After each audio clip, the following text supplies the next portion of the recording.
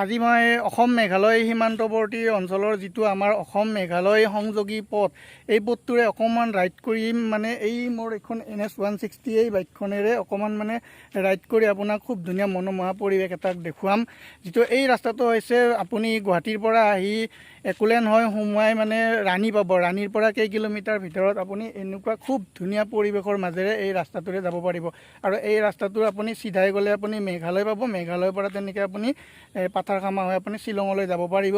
লগতে অকণমান গৈ আপুনি ৰাইট চাইডে গ'লে মানে চান্দুবিলৈ যাব পাৰিব। তো এই ৰাস্তাটো খুব ধুনীয়া এটা প্ৰাকৃতিক পৰিৱেশৰ মাজেৰে আপোনালোকক মানে গছ গছনি চাৰিওপিনে গছ গছনি পাহাৰ খুব ধুনীয়া এটা পৰিৱেশ। আপোনাৰ তাত মানে শুকুৰবিৰীয়া বুলি মানে এখন ঠাই আছে য'ত মানে আপুনি নতুন শুকুৰবিৰীয়া বুলি কয়, য'ত আপোনালোকে মানে তাতে এটা মানে পিকনিক প্লেচ এটাও আছে। খুব ধুনীয়া ঠাই, আপোনালোকে আহিব পাৰে। তো এই মোৰ বাইকখনেৰে অকণমান ৰাইড কৰি আপোনালোকে এই ৰাস্তাটোৰে আপোনালোকক অকণমান সৌন্দৰ্যখিনি আপোনালোকৰ ওচৰত দাঙি ধৰিম।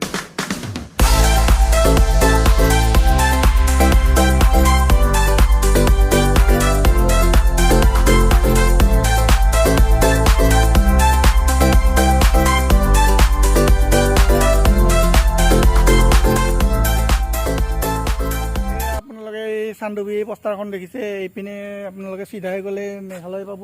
আৰু এনেকৈ এইটো ৰাস্তাটোৰে গ'লে আপুনি মানে চিধাই মিৰ্জাৰ পৰা অহা যিটো ৰাস্তা সেই ৰাস্তাটোৰে আপুনি চান্দুবিৰে যাব পাৰিব।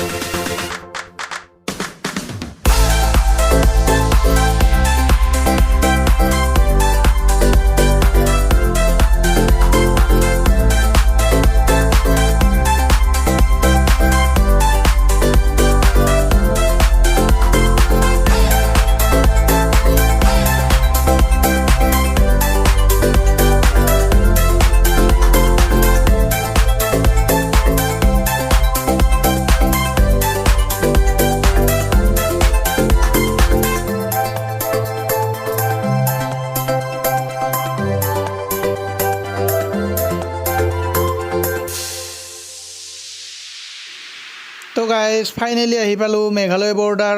ইয়াৰ পৰা মানে মেঘালয় ষ্টাৰ্ট হ'ব। আগত এইটো মেঘালয় গেট। তো এতিয়া নাযাওঁ আৰু নেক্সট টাইম কেতিয়াবা আপোনালোকক মানে মেঘালয় দেখুৱাম। আজিলৈ ভিডিঅ'টো ইমানে। Bye bye.